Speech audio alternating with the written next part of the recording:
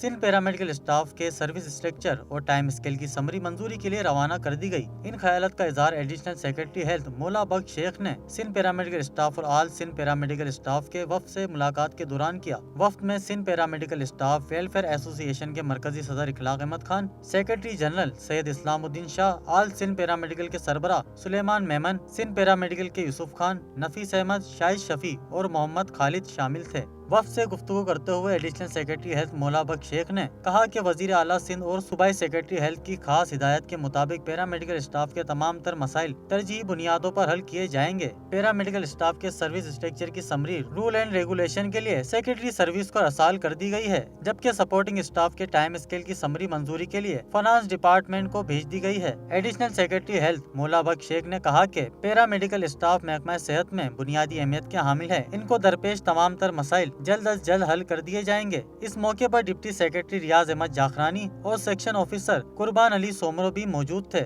Sarfaraz Mansoori, authentic news, Karachi.